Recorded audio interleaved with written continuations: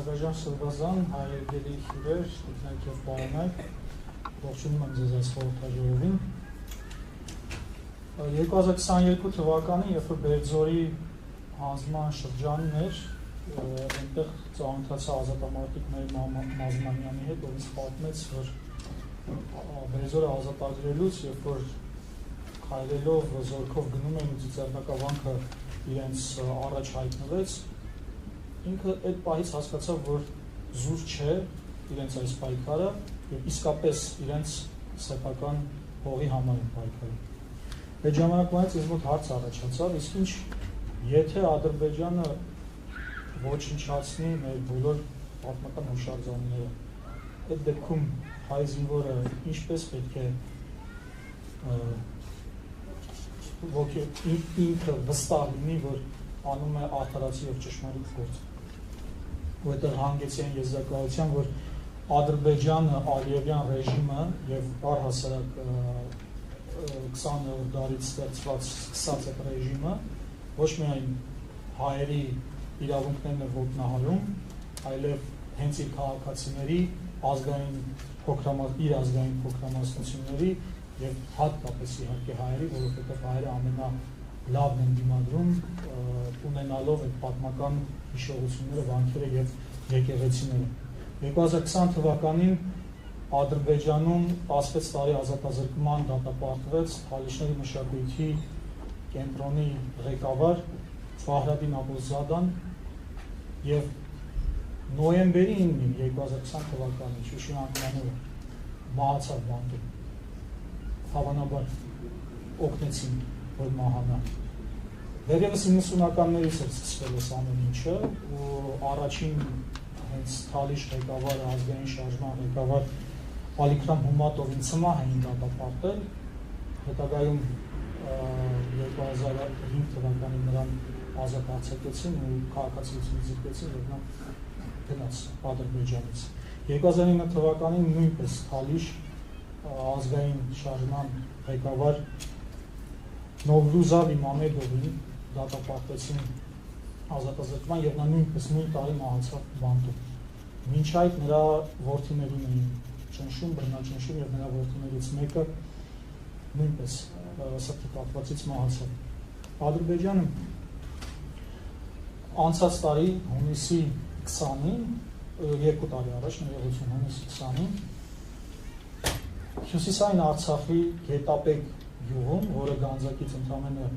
30 կիլոմետր հեռավորության վրա է, ծեծեցին, մահակներով հարվածեցին, կրակեցին տարեցների վրա, նրա համար, որ նրանք պահանջում են, որպեսզի Քուր գետը չափոտեն ոսկու արդյունաբերությունից։ Հետագայում գյուղը շրջափակեցին ու չթողեցին ոչ մեկ այդ գյուղը մտնի։ Երբ որ Նիկոլ Փաշինյանը գնացել էր Թուրքիա և այնտեղ հանձնում էր կրկին մեր սեփականությունը, նույն օրը Ադրբեջանում 7 լրագրող են դատապարտվել համապատասխանաբար 7-ից մինչև 9 տարի ազատազրկման։ Հունիսի 23-ին, ընդամենը 2 օր առաջ, Բահրուզ Սամադով անունով մի գիտնական և ակտիվիստ, որը քարոզում էր հայերի հետ խաղաղություն, դատապարտվեց 15 տարվա ազատազրկման։ Հայերի հետ խաղաղություն քարոզելու համար։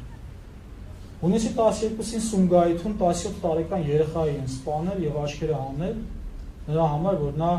հետևել է իրավապահներին թմրանյութ տեղափոխելիս և նկարահանել։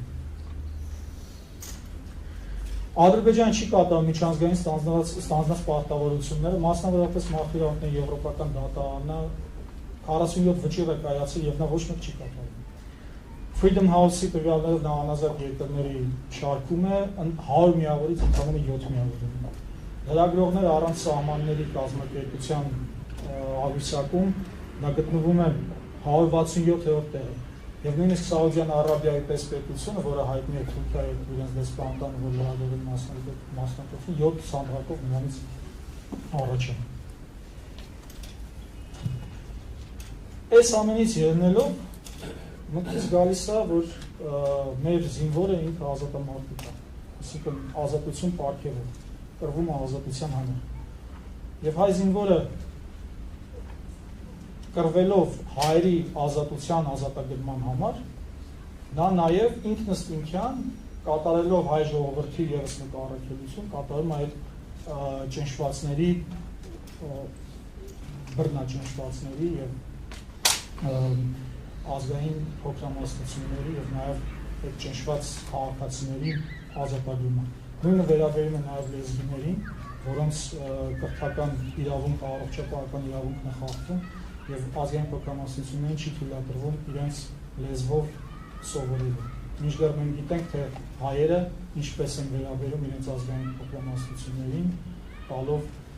թե մշակութային, թե կրթական, թե առողջապահական, թե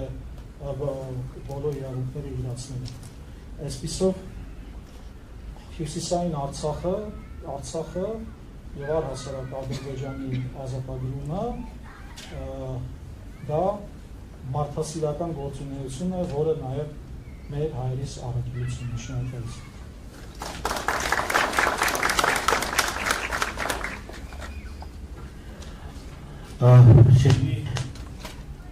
Սիրելի մասնակիցներ, մի երկու